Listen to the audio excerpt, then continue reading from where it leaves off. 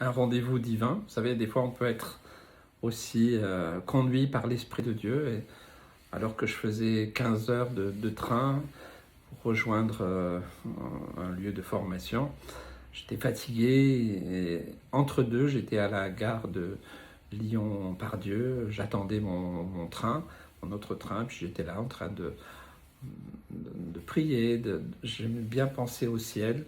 J'étais assis là sur un banc, donc il y avait des gens devant moi, puis je vois quelqu'un qui s'approche. Au début, je ne pensais pas qu'elle venait vers moi, mais elle était au téléphone, et puis je commençais à entendre ce qu'elle disait. Elle disait non, je vais vraiment pas bien, mais il y a quelqu'un qui m'attire, il y a un visage qui m'attire, je vais aller vers lui. Et cette personne se rapprochait, elle est venue jusque vers moi. Et puis, le téléphone, elle a laissé son téléphone, elle s'est venue s'asseoir à côté de moi sans que je dise rien. Et puis, elle m'a raconté sa vie.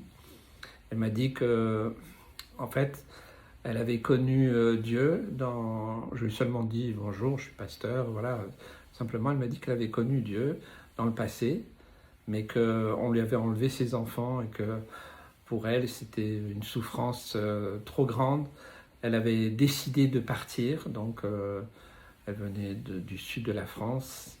Elle a dit au dernier moment, j'ai mis la Bible dans mon sac à dos, mais bon, je ne savais pas pourquoi. Et puis là, à la gare de Lyon, elle devait reprendre un train et qui l'emmenait vers la mer. Et elle avait décidé d'en finir avec la vie. Et là, sur ce quai de gare, elle m'a parlé d'elle, j'ai pu prier avec elle, l'encourager, et puis je l'ai raccompagnée à son train, je ne me rappelle plus si elle est repartie chez elle.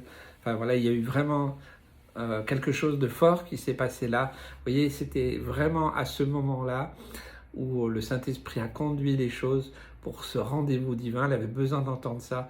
J'étais simplement à sa disposition. Et donc, voilà, on peut être à l'écoute du Seigneur, être simplement dans sa présence et vivre des choses assez extraordinaires sans les chercher. Voilà, dans la simplicité. Que Dieu vous bénisse et vous encourage.